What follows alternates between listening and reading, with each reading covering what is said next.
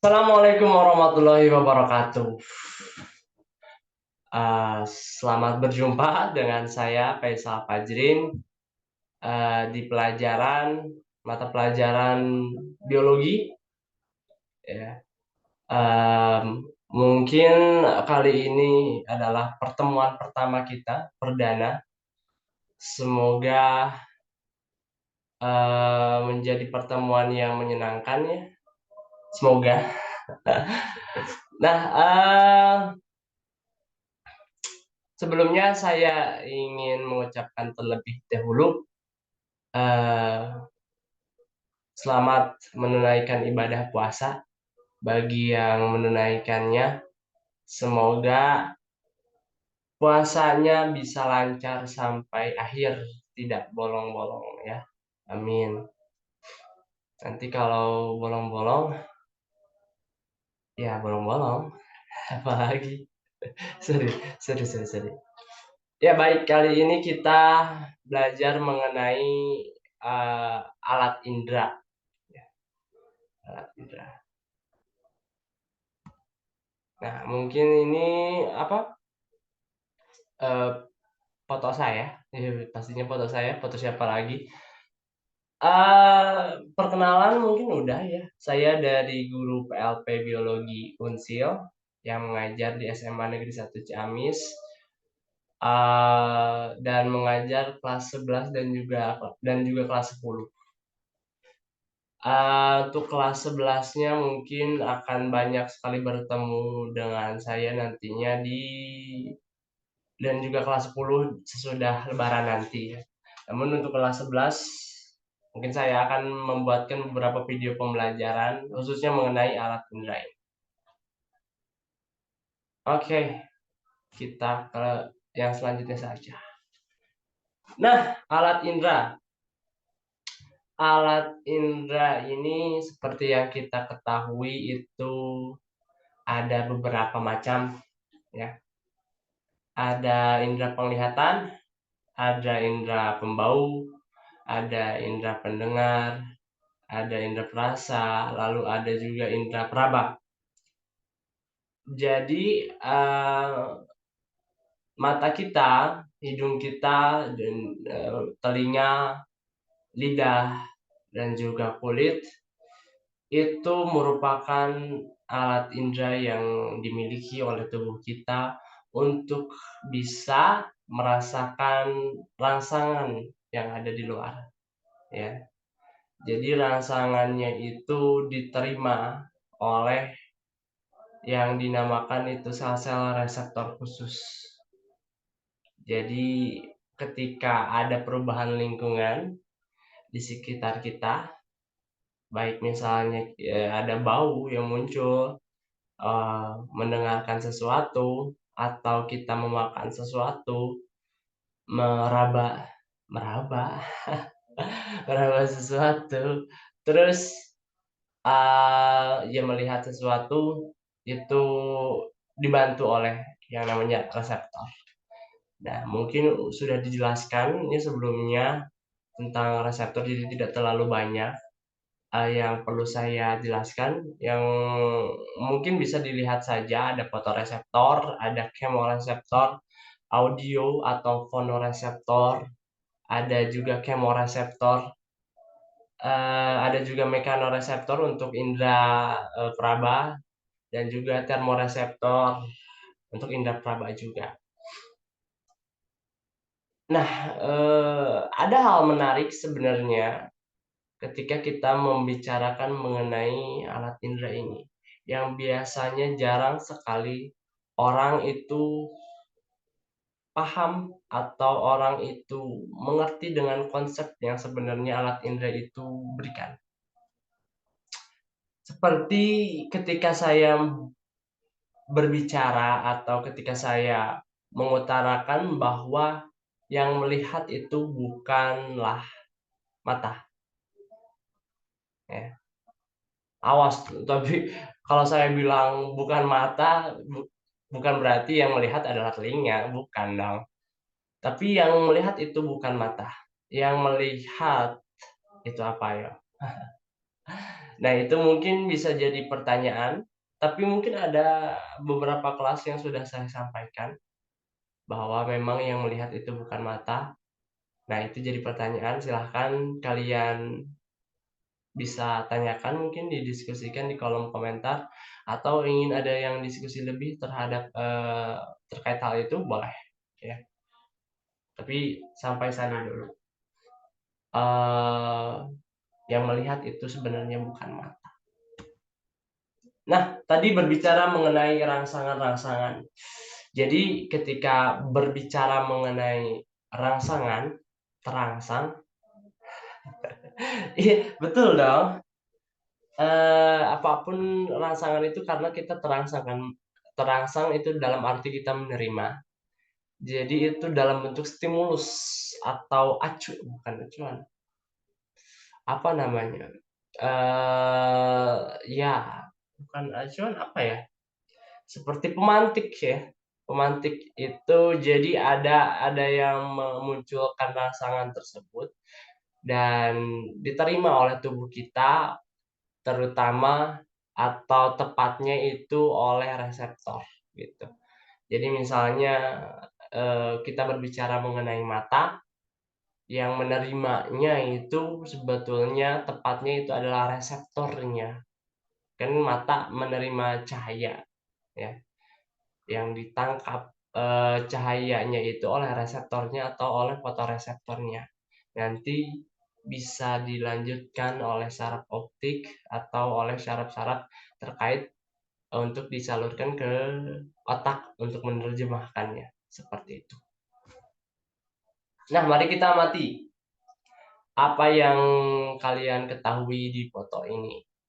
Yang bisa kita lihat ya, lagi mengamati apa nih sebenarnya foto ini? Baik. Jadi, seperti yang saya katakan tadi, pembahasan kali ini yaitu mengenai mata. Tadi di foto sudah ditampilkan bahwa, di foto sedang mengamati, orang yang melakukan aktivitas melihat. Melihat aktivitas bukan sih? Mungkin, termasuk aktivitas ya. Jadi, melihat itu, apa namanya, berkat adanya alat indera, ya, alat indera mata. Jadi sebetulnya yang tadi saya ingin jelaskan di awal bahwa mata itu bukan satu-satunya alat vital ketika memang kita melihat, tapi itu adalah alat atau untuk membantu. Jadi kalau untuk membantu atau alat, sekedar alat berarti ada yang menjadi, eee, pelihat aslinya ya, mungkin kasarnya pelihat aslinya, itu adalah otak. Otak, yang menerjemahkan, misalnya handphone ini, saya tahu handphone ini karena diterjemahkan oleh otak, saya melihat ini, oh ini handphone, karena adanya otak yang menerjemahkan, melihat ini adalah handphone. Jadi seperti itu. Jadi untuk membahas mata ini, fungsi dari mata itu disebutkanlah di sini sebagai alat pengenal warna maupun bentuk. Tadi ya, bentuk. Warna pun sama. Terus juga karena adanya fotoreseptor yang mampu menerima reseptor khusus cahaya. Jadi fotoreseptor ini tidak mungkin menerima rangsangan selain cahaya. Misalnya rangsangan ada, eee, tetangga kita sedang sedang, eee, menggosip, tidak mungkin diterima oleh fotoreseptor kan, diterimanya oleh telinga kita. Terus reseptor mata itu adalah fovea centralis atau yang terdapat di bintik kuning pada retina. Jadi pada retina ini merupakan lapisan, mata terdalam ya, dan, untuk lapisan ini itu peka sekali terhadap cahaya. Jadi adalah reseptor mata adalah namanya itu fovea centralis. Nah, ini struktur mata. Mungkin kalian sudah uh, mengetahui ya struktur mata yang bagian gambar ini karena memang sudah dikerjakan pada saat praktikum kemarin mengenai bintik buta ya. Jadi mungkin saya sedikit jelaskan lagi. Jadi struktur mata itu ada 3 bagian ya. Yang pertama itu ada bagian paling luar itu dinamakan sklera ya, sklera. Lalu yang kedua itu bagian lapisan 2, lapisan tengah. Ya, yang warna merah ini adalah lapisan tengah. Lalu yang terakhir ini retina. Yang tadi saya sebutkan bahwa di sini merupakan lapisan yang peka sekali terhadap cahaya. Dan di sini bagian I adalah bintik kuning. Dan J mungkin sudah tahu ini bintik apa? Buta. Ya, bintik buta. Nah, sebelum ke slide selanjutnya, mungkin kawan-kawan sekalian bisa mempause dulu videonya, terus coba jawab bagian-bagian kosong yang ada tertera di gambar ini untuk mengingatkan kembali kemarin mengenai struktur-struktur mata itu seperti apa biar jadi hafal nantinya. Nanti takutnya saya tanya nih masing-masingnya atau di kuisis itu pada lupa nih ini apa ya itu apa. Walaupun saya juga kadang lupa sih. Ya baik, langsung ya. Nah, ini dia bagian-bagian dari struktur matanya. Tadi kan ada kornea. Kornea ini termasuk dari bagian dari sklera. Ada juga aqueous humor, ada kanal sklem, ada pupil, ada lensa, ada iris, lalu juga ada badan siliaris, ada bintik kuning, bintik buta, lalu juga ada saraf optik ya, seperti itu. Satu lagi, sorry. Ada vitreous humor. Ini ya vitreous humor. Berbeda dengan aqueous humor. Nah, untuk penjelasannya di sini saya akan jelaskan sedikit satu persatu ya. Jadi yang pertama itu tadi ada bagian A, kornea. Kornea itu merupakan bagian sklera ya. Tadi juga dijelaskan bagian sklera yang bening dan dilindungi oleh lapisan konjungtiva. Maka dari itu pada saat praktikum kemarin kornea dan juga lapisan konjungtiva itu berbeda. Namun si kornea ini itu dilapisi lagi oleh lapisan konjungtiva yang melindungi kornea dari gesekan. Lalu ada bagian B itu aqueous aqueous humor dan ini merupakan cairan yang dihasilkan oleh bagian G ya, badan siliaris dan mengisi bagian depan lensa. Fungsinya itu banyak sebenarnya. Memberikan nutrisi bagi kornea dan lensa ya, serta membiaskan cahaya yang masuk ke mata. Lalu juga ada bagian C, kanal sklem, ini yang cukup sulit ditemukan pada saat praktikum kemarin, yaitu pengatur volume dari si aqueous humor, susah juga ya, dengan mengalirkan ke pembuluh darah. Lalu ada pupil, merupakan jalan masuknya cahaya ke mata. Maka dari itu kalau kalian misalnya menyalakan senter tepat di mata, itu pupil itu bisa mengecil dan juga bisa membesar. Nah, bisa mengecil dan juga bisa membesarnya itu diatur atau dibantu oleh si iris ini. Karena iris itu merupakan bagian koroid yang mengatur diameter pupil yang mempengaruhi jumlah cahaya yang masuk. Jadi, saat terang, pupil ini akan dipersempit oleh iris. Saat gelap, iris ini juga bisa memperlebar si pupilnya tersebut. Oke. Yang F itu ada lensa mata. merupakan lensa bikonkav bening dari serat protein. Daya akomodasi dari kemampuan lensa mata dalam mengubah kecembungan sehingga bayangan jatuh tepat di retina. Itu adalah dari lensa mata.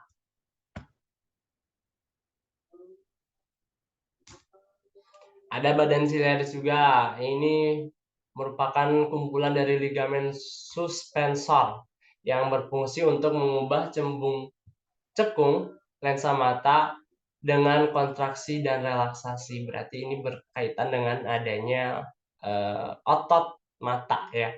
Karena di sini membahas mengenai kontraksi dan juga relaksasi. Lalu yang H ada vitreous humor. Ini cairan yang mengisi bagian belakang lensa mata atau isi bola mata. Berfungsinya itu untuk menjaga bentuk bola mata dan juga tekanan bola mata. Ada bintik kuning. Bintik kuning itu bagian retina yang memiliki pigmen atau memiliki warna kuning, mengandung sel konus dan sangat peka serta tajam dalam menerima rangsangannya. Lalu ada bintik buta, ini yang kita kemarin lakukan praktikum, di mana bagian ini itu walaupun sama walaupun sama ada di bagian retina, namun di bintik buta ini tidak mengandung sel-sel fotoreseptor. Dan yang terakhir adalah saraf optik. Itu merupakan saraf yang mengatur indera penglihatan. Dalam arti mengatur indera penglihatan itu saraf inilah yang menyampaikan pada otak nantinya. Nah, tadi untuk lapisan dari mata itu terdiri dari 3. Ada sklera. Sklera itu dinamakannya lainnya itu tunika fibrosa. Tunika itu dalam arti tunik atau lapisan, fibrosa ya, lapisan dari fibrosa. Jadi lapisan ini merupakan lapisan terluar dari bola mata, berwarna putih dan juga tidak bening ya. Jadi kenapa itu disebutkan berwarna putih dan tidak bening? Karena tadi kornea itu berwarna bening. Jadi supaya kita tidak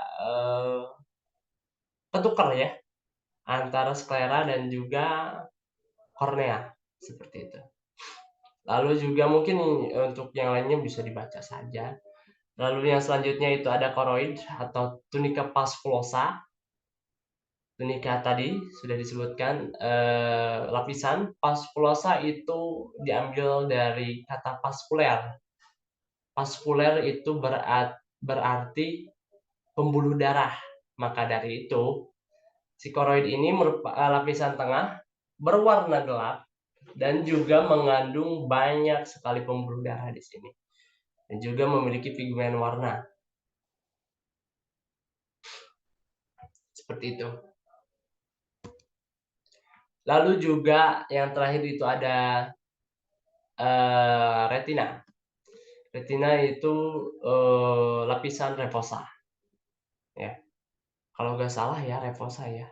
Mungkin ini bisa jadi typo ataupun apa, nanti bisa dikonfirmasi saja. Tunika refosa.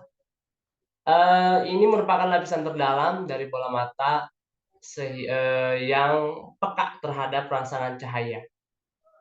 Nah, sedangkan bagian urat saraf optik yang tidak peka itu disebut dengan daerah bintik buta. Retina ini mengandung banyak sekali sel reseptor cahaya atau bisa disebut fotoreseptor ya.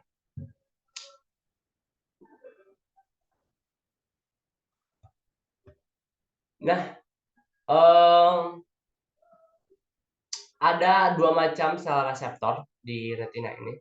Yang pertama itu ada sel konus atau sel kerucut, biasa disebutnya. Lalu juga ada sel batang atau sel basil ya. Sel basil. Nah, sel konus ini peka terhadap intensitas cahaya tinggi dan juga warna. Memiliki fungsi untuk bisa menangkap warna. Sel konus ini terdiri dari sel yang peka terhadap warnanya merah, biru, dan juga hijau. Karena sel konus ini mengandung senyawa yang dinamakan iodopsin. Nah, berupa retinin untuk bisa melihat saat terang. Jadi ketika mata kita melihatnya dalam keadaan terang, si senyawa iodopsin inilah yang nantinya berupa retinin itu yang berfungsi untuk bisa melihatnya gitu. Sementara sel batang atau basil ini peka terhadap intensitas cahaya yang lemah dan tidak peka terhadap warna.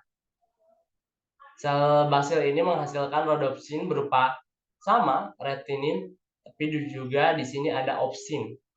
Ini untuk melihat pada saat gelap. Jadi ketika gelap, si sel basil ini atau sel batang ini yang fungsinya nanti dari mata itu bisa melihat warna gelap atau ya bisa melihat kegelapan gitu. Kegelapan ya, bisa melihat saat gelap seperti itu. Nah, untuk mekanisme melihat mungkin tidak kelihatan, bisa dulu. Nah,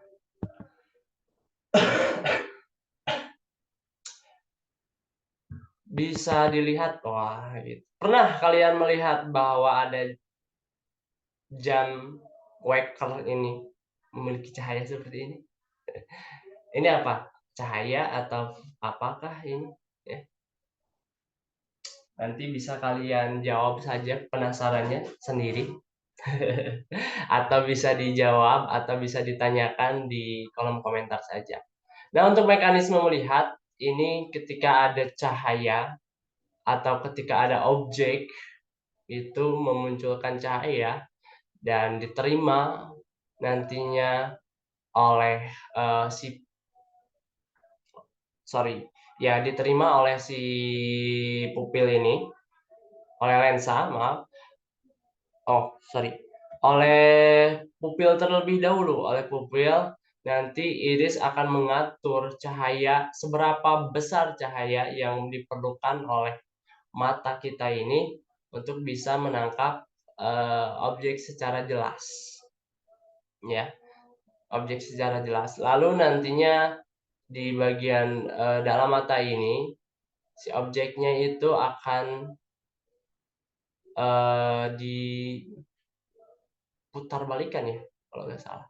Pada intinya nanti akan diterima oleh saraf optik, lalu akan disampaikan dari saraf optik akan disampaikan ke otak bagian oksipital, lobus oksipital ya. Nah, tadi lupa ada penerimaan cahaya terlebih dahulu oleh retina. Nah, ini mungkin penjelasannya. Jadi ketika cahaya masuk itu akan diteruskan menuju kornea dan melewati aqueosumor. Lalu oleh iris cahaya itu melewati pupil, diatur jumlah intensitasnya, ya, diatur intensitasnya itu oleh iris nanti. Lalu cahaya diteruskan lensa melalui vitreosumor dan diubah bentuknya sehingga fokus pada retina. Ya, bentuknya itu diubah sehingga bisa fokus pada retina. Pada retina, nah ini terbentuk bayangannya itu nyata, terbalik, dan diperkecil. Tadi bisa dilihat bahwa memang nyata, terbalik, ya, terbalik dan juga diperkecil ya. Lihat. Lalu cahaya diterima oleh fotoreseptor, ya, karena di sini rangsangan cahaya katanya diterima, maka dari itu di sel fotoreseptor ini cahaya yang ditangkap diterima. Lalu reseptor mengirimkan impuls. Rangsangan dikirimkan ke saraf optik, lalu diteruskan ke lobus occipitalis otak dan bayangan diterjemahkan sesuai bentuk benda yang asli baik dari ukuran, warna, ataupun jaraknya. Seperti itu. Nah, karena ini tidak bisa ditonton ya nanti saja bisa saya sharekan videonya seperti apa. Pada intinya ini mekanisme bagaimana caranya kita bisa melihat. Lalu juga ini ada beberapa otot dari penggerak mata. Karena tidak mungkin kan kita bisa melihat ke kanan, ke kiri gitu ya, atau menoleh, bukan menoleh ya, mata kita bergerak ya, mata kita bergerak ke kanan, ke kiri, ke atas, ke bawah, bahkan bisa sampai putih, itu karena adanya otot-otot yang eh, ada di bagian sekitar struktur bola mata kita ini ya. Tadi ada bisa dibaca ada superior rectus, lateral rectus, inferior rectus, inferior oblique, media rectus, superior oblique, dan ya itu ada 6 ya, 6 bagian. 6 bagian dari otot-otot penggerak mata. Nah, juga ada gangguan indera penglihatan. Yang pertama itu ada hipermetropi. Kita mengetahui bahwa apapun penyakit yang diawali dengan kata hiper ataupun uh, apapun kata kalimat yang diawali kata hiper berarti itu menandakan kelebihan ya. Hipertensi, kelebihan tensi darahnya tinggi, tensi darahnya tinggi. Ini juga sama, hipermetropi, bukan kelebihan kelebihan mata atau matanya gimana. Namun di sini itu keadaan di mana cahayanya itu melebihi dari retina. Apa sih maksudnya melebihi dari retina? Bisa kita lihat bahwa di sini ada cahaya dari objek dekat. Nah, penerimaan dari cahaya harusnya tepat sekali di retina ini. Namun karena seorang misalnya mengalami kelainan mata akibat si matanya itu terlalu pipih sehingga penerimaan cahaya itu lebih dari pada batasnya retina. Maka dari itu disebut dengan hipermetropi atau rabun dekat. Ya, kita solusinya itu menggunakan lensa cembung sehingga penerimaan cahaya itu bisa pas tepat ada di retina. Nah, itu untuk hipermetropi. Nah, untuk miopi berbeda. Untuk miopi tadi berarti terlalu berlebihan ya, kelebihan. Kalau sekarang miopi itu cahaya itu tidak tepat juga sama di retina, namun berada di depan, jatuh di depan retina mata penderita, sehingga nanti bayangannya itu menjadi kabur. Sama tadi juga bayangannya jadi kabur. Nah, di sini kan kita lihat bahwa memang cahaya datang dan ketika penerimaan di retina itu jatuhnya tepat di depan retina, bukan jatuh tepat pada retinanya. Seperti itu. Maka dari itu solusinya kita menggunakan lensa cekung agar penerimaan nantinya tepat di retina. Ada juga yang gangguan indera penglihatannya itu bernama astigmatisme, yaitu kelainan yang terjadi akibat permukaan kornea mata melengkung atau berlensa tidak rata. Jadi kornea mata yang dimiliki oleh seseorang itu astigmatisme tadi ya. Nah,